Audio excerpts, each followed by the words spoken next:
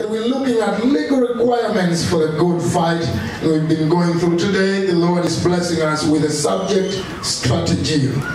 And we do not just want to talk about strategy, but a divine strategy of the Lord. And let's get to our book in 1 Corinthians chapter 9, verses 19. We go up to 23. We get there. I am a free man, nobody is slave. But I make myself, everybody is slave, so I can win as many as possible. That is verse 19. Wow, this is a powerful verse, and Paul is speaking. You know, I want you to first turn to your neighbor and we speak this word. And please shout at them and tell them, I am a free man. If you're a woman, you say, I'm a free woman. If you're a girl, you say, I'm a free girl. You're my boy, you say, I'm a free boy. Okay, whatever you are. You. Yeah, so now I can continue, don't worry. When working with the Jews, I live like a Jew in order to win them. Even though I myself am not subject to the law of Moses, I live as though I were when working with those who are, in order to win them. In the same way, when working with the Gentile, I live like a Gentile outside the Jewish law in order to win the Gentiles. This does not mean that I don't obey God's law. I am really under Christ's law. Among the weak in faith, I became weak like one of them, so I can win them. So I became all things to all people, that I may save some of them by whatever means are possible. All these I do for the gospel's sake, in order to share in the blessing.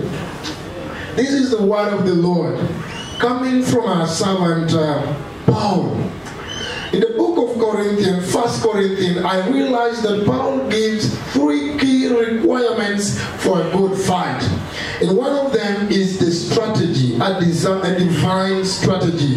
Another one is complete unity and discipline. All these 3, I found that Paul spoke about them, that if anyone is going to achieve, then you must carefully take into consideration this thing. So Paul achieved so much in life, and he speaks this to us. Paul was a great Christian leader in the 1st century, and he was a great man in the history of church. He was a great Pharisee, a great Jew. He was a man at that time that everyone would look to. And Paul remained a very skillful tent maker at that time. Paul registered very many and key achievements, and many things were actually coming forward. And so I realized that Paul is telling us courage is good, but it is not enough to build the future. Passion is good, it is not enough to build the future. You know what? Spiritual maturity is good, but still it might not be enough to build the future. You need a strategy. You need an action plan to achieve your goal. But you do not just need this plan. You do not just need the strategy. You need a design strategy so you can win, so you can make a great future, so you can come out. And so I imagine Paul telling Timothy that, Timothy, I want you to understand that at a certain point I met the Lord face to face on the road to Damascus. That is what I was at that time. I am the man the Lord met and tried to preach the gospel face to face. I am the man who had great dreams. But one thing I did in life is that I had to draw a strategy for me to win. I had to get to a level where I draw a strategy for me to get and for me to be what the Lord wants me to be. And so here Paul is telling us that you can be anointed, but anointing is a different thing, and getting to work is also a different thing. You might be qualified, it is a different thing, and yet getting into a success is also a different thing. So everyone must come to realize that on top of your assignment that the Lord has given you, you need a design strategy, a strategy that the Lord has given you to win. If you are a wife, you need more. If you are a husband, you need more. And that is why he said, I finished the race. Timothy, I want you to understand that I finished the race. And I think in this, Paul was telling Timothy, you can start the race. It is not a must that you will finish the race. You can have the job. It is not a must that you will stay in the job. You can start the marriage. It is not a must that you are going to remain in the marriage. You can start a journey, but it is not going to be a must that you are going to finish the journey. Everyone has got a dreams. Everyone in the world has got a dreams, but not everyone will achieve and will have their goals come to pass. Not everyone will have their goals realized. And so this is what Paul was saying, that I finished the race. Make sure as you leave, whatever you have started, you finish it. Not everyone who is dating will marry the person they are dating. He has to take some step. Why? Because not everyone is running to the Lord to receive the divine strategy from the Lord. You can be appointed, you can be qualified. Not everyone who has gone to the university will come back with a university paper. It takes a strategy. And so if you got into a university, you must know it takes something more than that. Not every minister that come here will make sense. And not every church is going to do what the Lord has called them to do. It takes a divine strategy. We must get to a point in our lives and then we say, God, you have given me this, but what does it take for me to get here? What does it take for me to make a good wife? What does it take for me to make a good husband? What does it take for me to make a good worker wherever I am? It takes the strategy. So I realized that courage is very good. We all need courage. Passion is very good, but we all need passion. You are in the spirit, but when it comes to work, you need a key. The Lord uses the strategy as a key. When you receive a strategy, that is when you get to work. You might be there well appointed and get stuck with work in your head and you do not know what to do. And so here we see Paul coming to tell us that I was an anointed man, but when I came to work, I realized that I needed to draw a strategy. So when I go to the Gentiles, what do I need to do with the Gentiles? I need to become like a Gentile so I win them. And when I get to the Jews, what do I need to do so I can win them? Remember, his goal number one was to preach the gospel and make sure that people are won for Christ. And so here he comes and says, I lay down most of this thing and now I come. And so we realize that many people will not realize their dreams because they concentrate in the call the Lord has given them and they have not gone to the Lord to draw the strategy for their work. And because they have not drawn the strategy for their work, their effect whenever they're working is not realized. We need to come to this point where we realize that strategy is actually very important. King Saul was anointed, a very anointed man, and he was given the office, go and work, but he did not finish as a king because he forgot to receive and go to the Lord and draw a strategy for his work as a king. I saw Samson, a man the Lord anointed. At a certain point when Samson started, Samson would just come and draw something little. And draw something little and do something little, and when the people of the Philistines hear that, they would run to him, they would get to him, and when they come back to him, and that would be a point where Samson comes and says, aha, the Lord has brought them in my hand. Samson would not go village to village and village to village looking for people.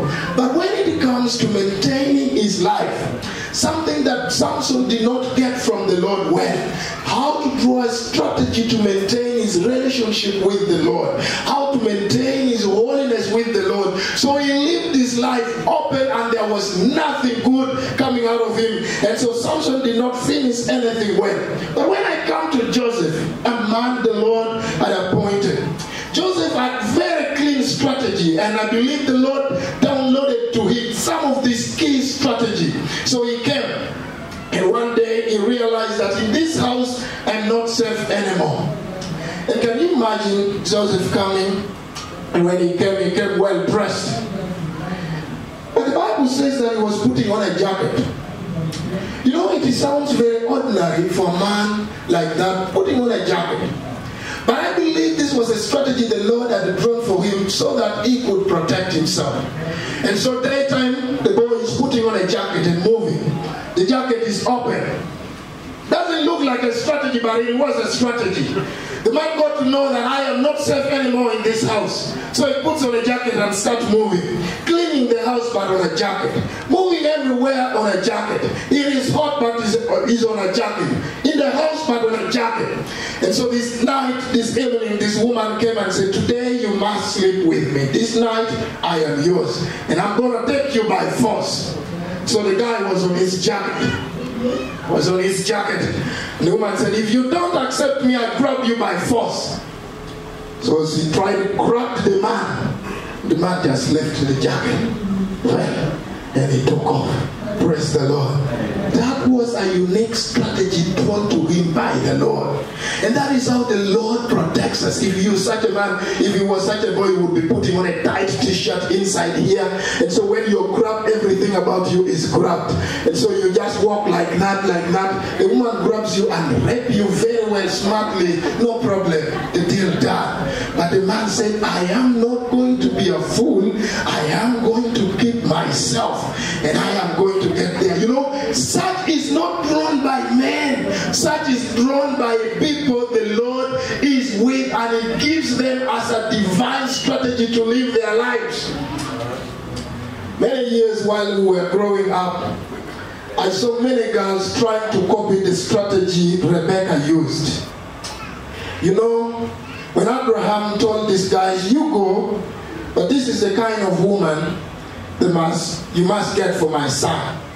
And so I saw the Lord equipping this girl and giving her a very unique strategy. You know, that was unique. It was not a rule that everyone who comes on that well, she must feed the whatever and everything. But this time, the Lord gave her a strategy, and there is something happening somewhere only the Lord knows. Even for you, you don't know. Yes. So the Lord got to this woman. He said, equip yourself. And something dropped in her mind. He said, wow, these guys have come here. So she ran to greet them. She greeted them. Said, I'm going to feed your flock. She drew and feed the flock. You know what? I'm going to give you also something so you can test. She also gave them the thing. But you know one thing that amazed me here is that water has been there. And no girl in that place has ever thought that you can throw the same water and water other animals and even get a boy and marry. No one has ever thought like that. It was the first thing that God was dropping in this girl's mind. In her mind, and she said, I'm going to feed this flock. But even when I feed this flock, I am going to give you water. The container is even mine. I came with it from home. There is nothing divine here. I am using the natural material. I am using the natural material to dispense the wisdom the Lord has put in the inside of me. Now, these do not just come. So I realized that those days, boys, when convention is done, you hear this assembly is married, the other assembly there is married, the other assembly there is married, the other assembly there is marriage. And you wonder what is happening that people are married so much during convention. And so one time I was seated, and you know, one boy had brought Chaden. You call it Chaden? I don't know in English how I can bring it. You also don't know. But we call it Chaden. So this boy bring their proposal to the pastor. You know, you must bring it to the pastor, your proposal. And you tell the pastor very well how the Lord spoke to you. And so I would hear this boy who comes and say, Pastor, I prayed. And I told the Lord, as I go for the convention, the girl who would come and then come to me and bring for me tea and bring for me roasted cassava and cover it with a white katambara and brings it in a plate and then kneels down and give it to me. That is the girl I will marry.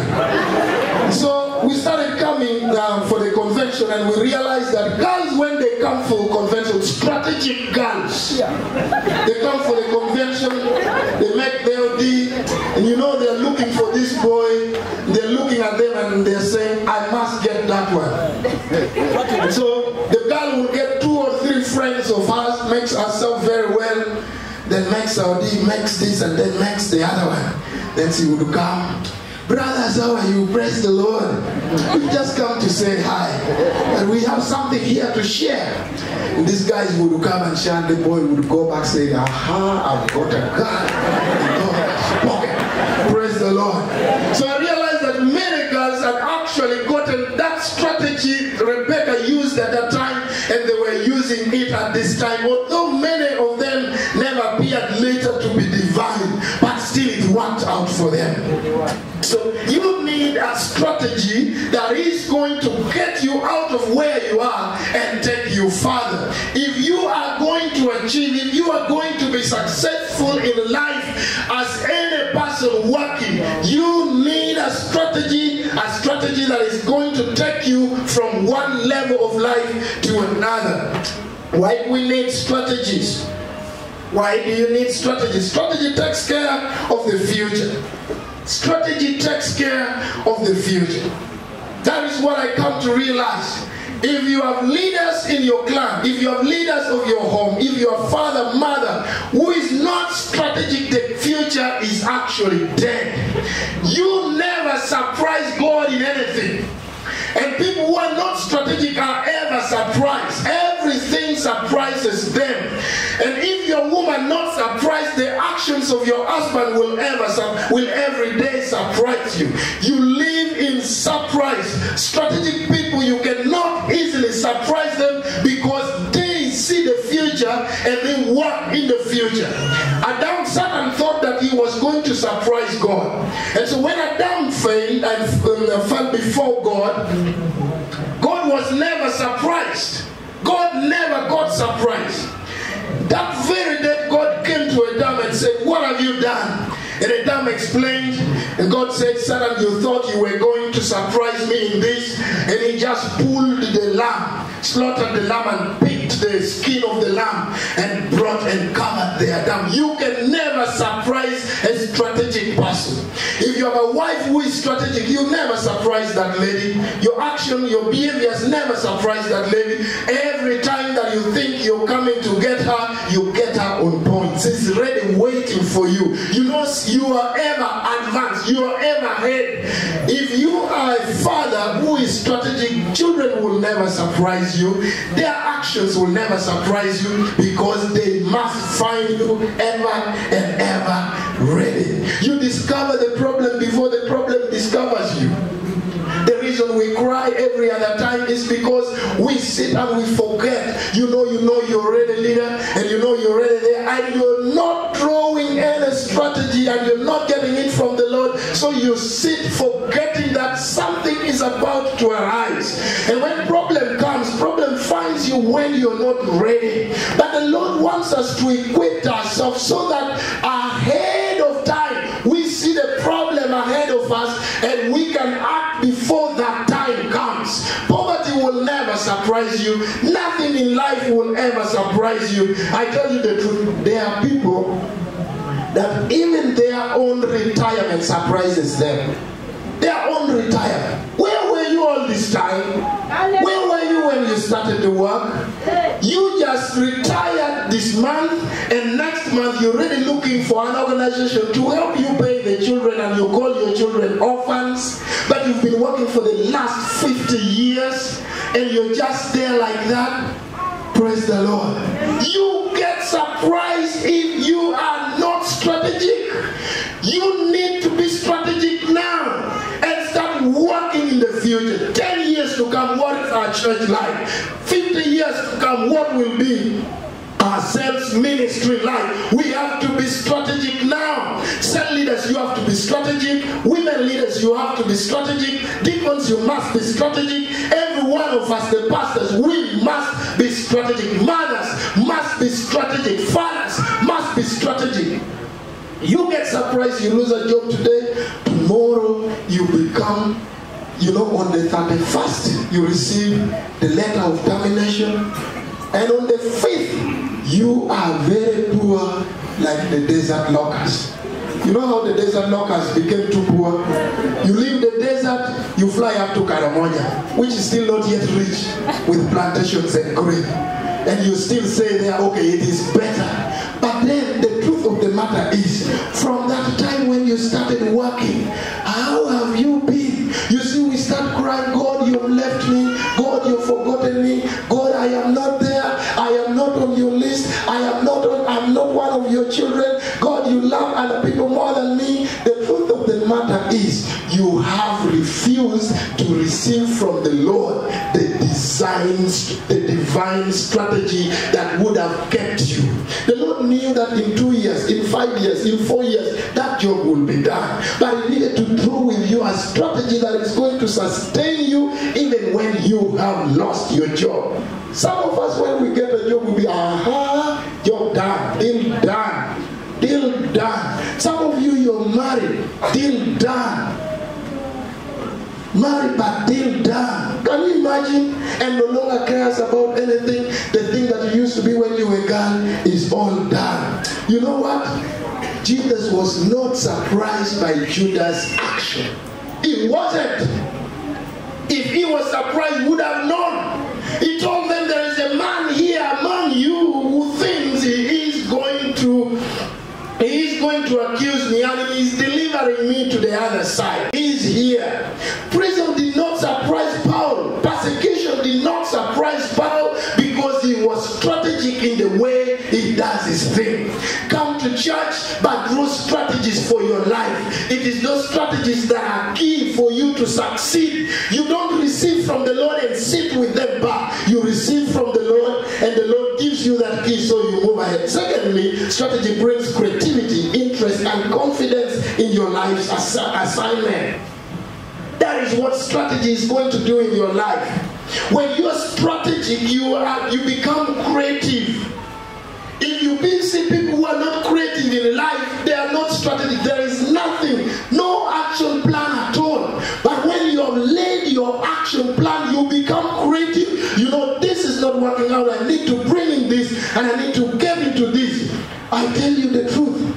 If you want to know organizations that are boring, you get to those organizations where people are sleeping. They are not creative. Everything is dead. You get to a family, people who are not strategic.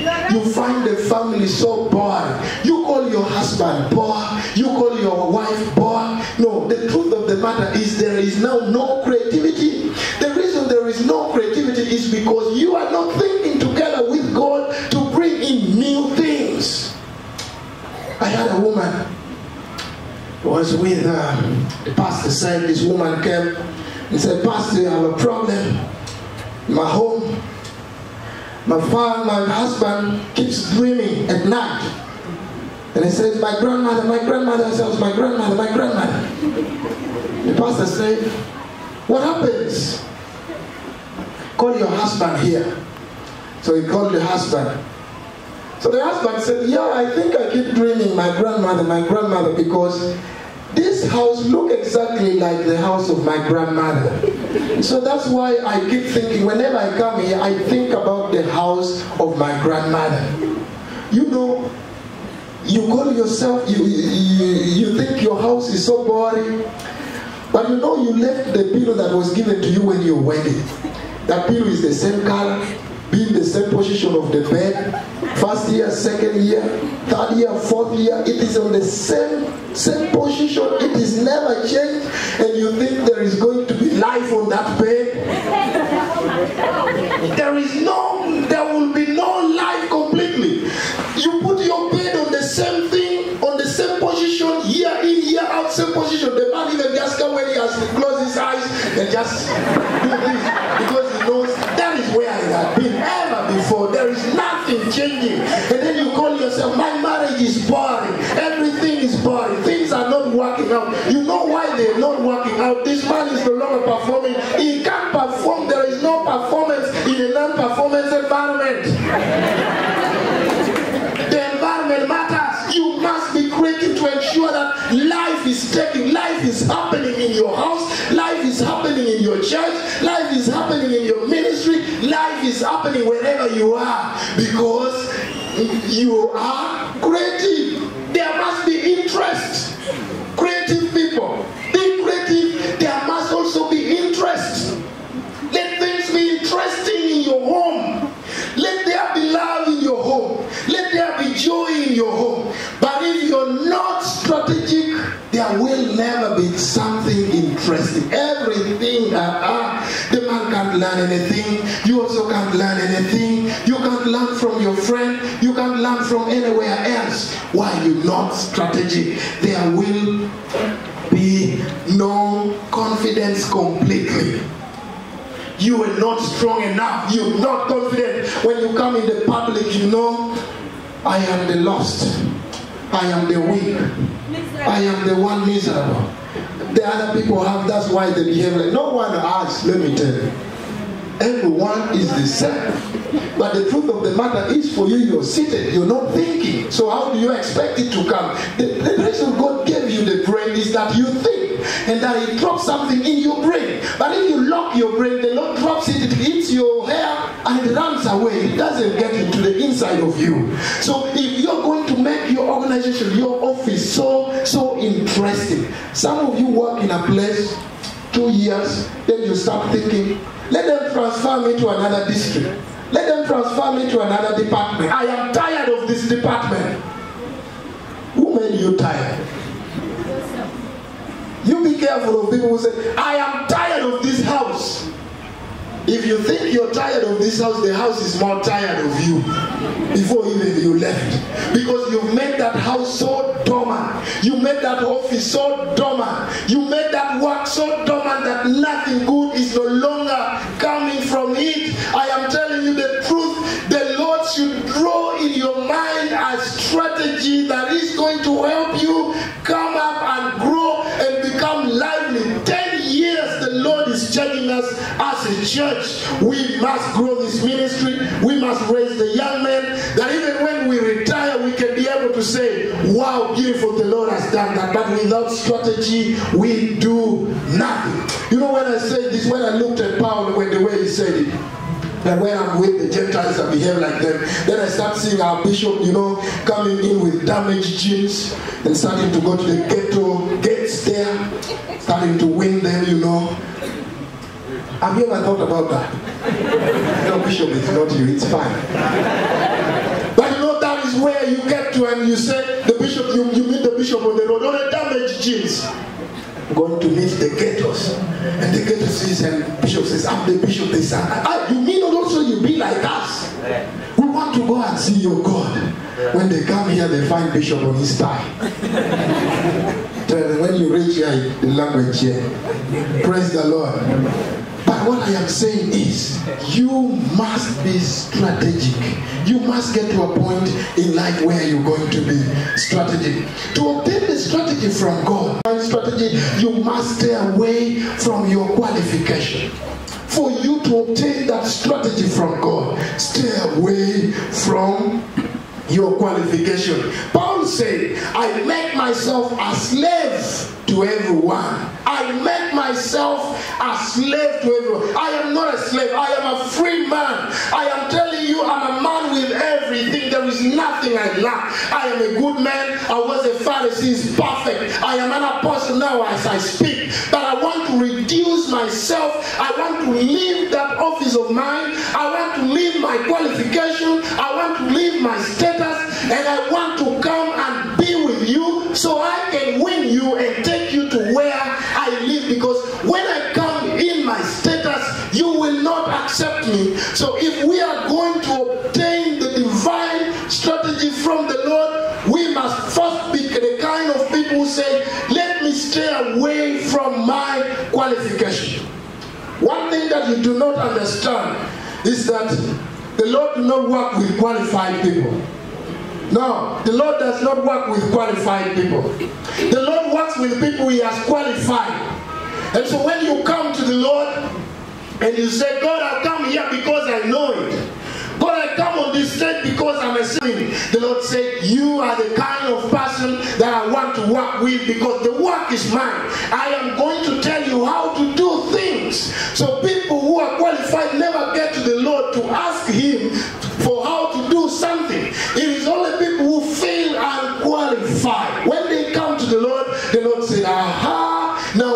give you what to do. You know what to do, but you're here, you're saying, I do not know what to do. If you stay away from your qualification, you will forget who you are and you become a tool for God to use. That is how it is. So Paul said this, and he curtailed his personal, social, and religious privileges and rights for the gospel's sake. He came and he said, I am Paul, but I want to forget who I am. I want to forget my qualification, but I want to be qualified for the Lord so he can use me. And so we see Paul coming here as a nobody, and the Lord starts using him. If you are there and you cannot still leave your desk and come out of your desk and come out of your comfort zone, the Lord cannot still drop on you that kind of strategy. You need that strategy for you to succeed. But you need to throw away the pride of qualification and come to the Lord and say, God, yes, I qualified from school. I qualified from the university. I was the best in the university. But for this particular job, I need your qualification. And the Lord will qualify you for the job. And when you got to the job, people will be like, Ma, where is this guy coming from? The guy is coming from a nearby village. But the uniqueness about the man is that the strategy is given to him by the Lord himself. Simple things, but the Lord is actually using it. God will invite you to join him in the building. If you stay away your qualification, that is when God calls you and says, come and join me in the building. In Psalms 127, the Lord, David said, if the Lord does not build the house, those who build labor in vain. I then ask myself that if God is going to build the house, why then should I build? If the Lord is going to do for me the job, then why should I do the job?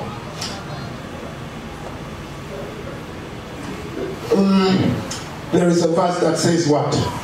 No weapon formed against me shall ever. So why should I fight in a battle if the Lord is going to have it done for me?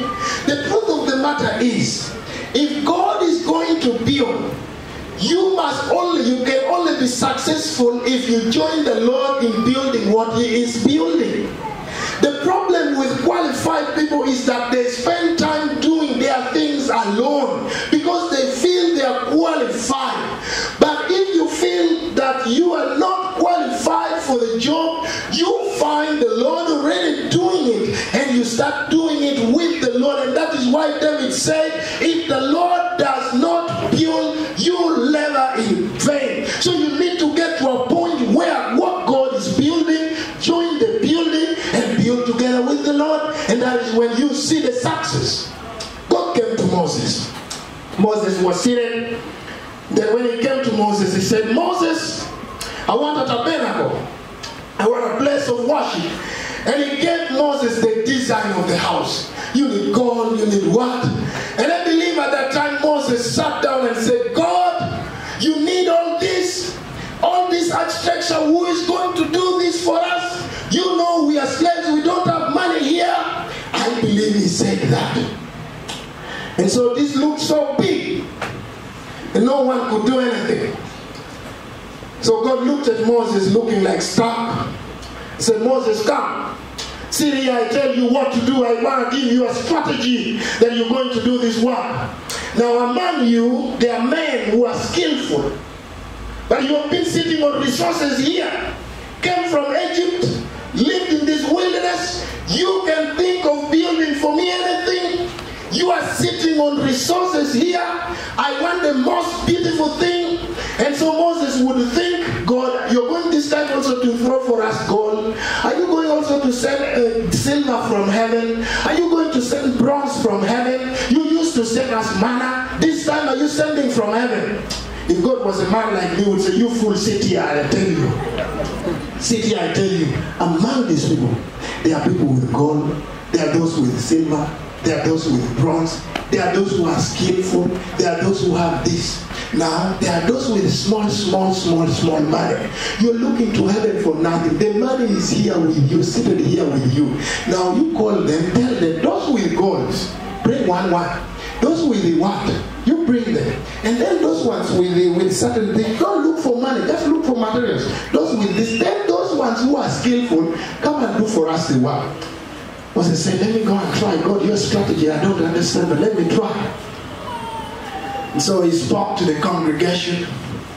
Do you know what the congregation responded and said? Wow, that is what we wanted. You mean even the poor will come and bring what they have? You mean even the middlemen will bring what they have? We will bring. The Bible says everyone will go drop what they have. Another one comes, drop what he has. And there was even more than enough at the end of the day to build that thing. And the temple was built within a very short time. But all along Moses was a leader, only thinking about what God can give, not thinking about what actually was there. Can you imagine sometimes we are crying that we don't have this, that we don't have this, but we just do not know what it takes. There are people who have been planning to build a house when they were guys. You even got a job every year. You're planning, I will build a house. You have become 50 years, I will build a house. 50, 60 years, I will build a... The problem is not finances. They even have the finances. The problem is the strategy. The reason they do not have the strategy is because they do not know how to spend time with God, and so God can drop in their mind that unique strategy. Can you get to a point in your life and you say, God, this time I have to get it in a very simple way. Just within a very short time, Moses came up with a house of worship. Very beautiful. No one ever thought about it. This time God did not throw it from heaven. This time it came from people. And Moses did not know that such resources is there. Slap your neighbor and say, you're sitting on resources down there.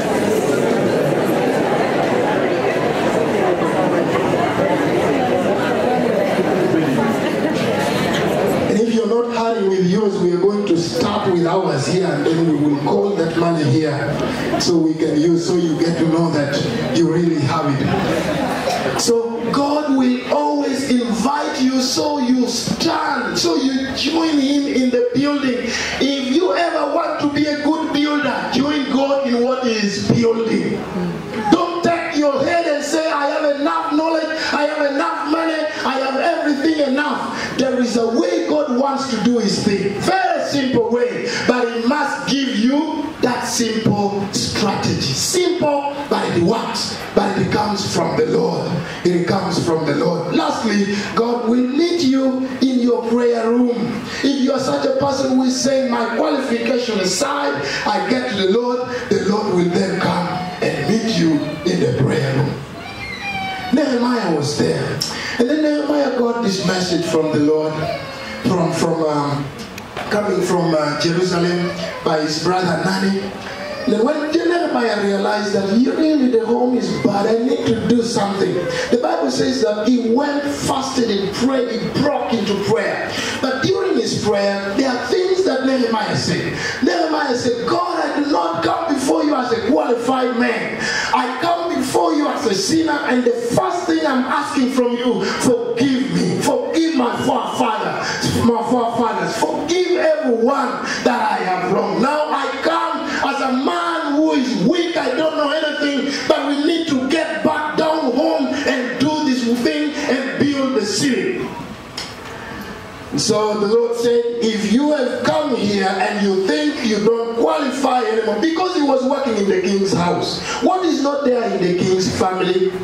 He wouldn't just go to the king and say, King, I want to go back, but then give me ABCD. So I go back. Even my token of appreciation is enough. Get for me all my savings. I want to go back and build the city. But he said, let me run to the Lord and let me pray. And when he prayed, God saw Nehemiah and said, Nehemiah, the whole of you who works in the king's house, you mean you're saying you don't qualify to do this work? Okay, let me drop on you a strategy. So the Lord told him, now you go back to the king. When you go back to the king, this time don't smile like you used to smile. Tie your mouth. Don't talk like you used to talk. Keep quiet. And then don't put on nice clothes like you used to look. Look embarrassing. And so he came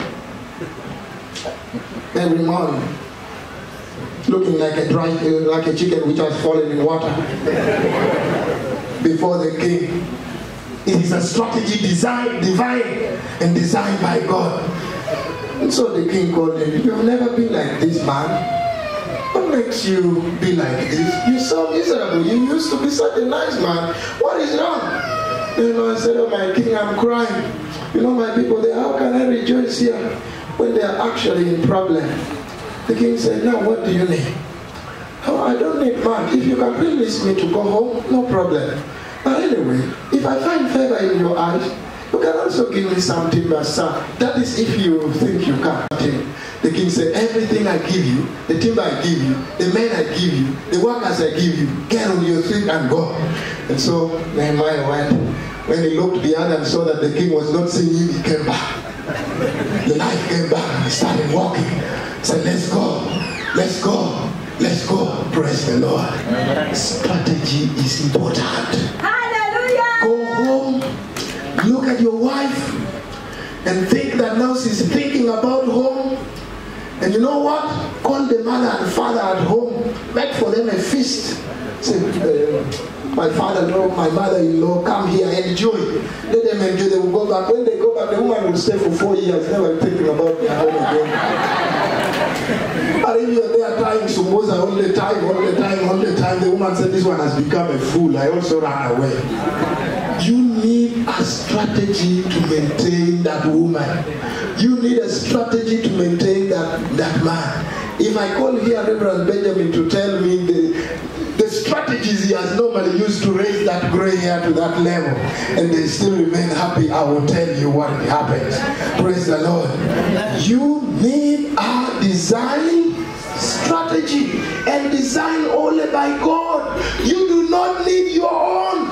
Your own strategy will kill you. Your own strategy takes you somewhere else. But the one designed by God comes in a very simple way. But I'm telling you, the result is massive. Praise the Lord. Slap your neighbor one more time and say, be strategic in life.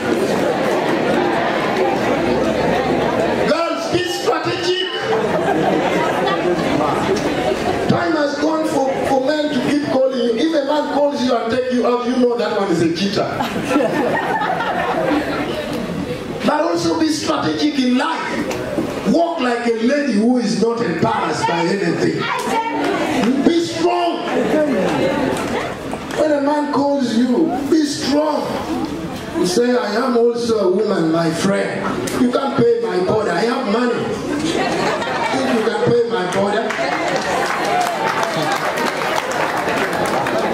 They call you for tea. Then the man is counting all the bills. No, you don't pay mine. I pay all. Carry money. I have money. Praise the Lord. But let it be godly design strategy. I am telling you, when you do this, the Lord is going to lift you time and again. Paul said, you know one thing, I am going to sell my right, but I will still remain in the Lord. I'm going to live with the most useful men, but I will be strong. My only one goal is I win all of them. I don't mind, but I want to win all of them. Praise the Lord. Stand on your feet.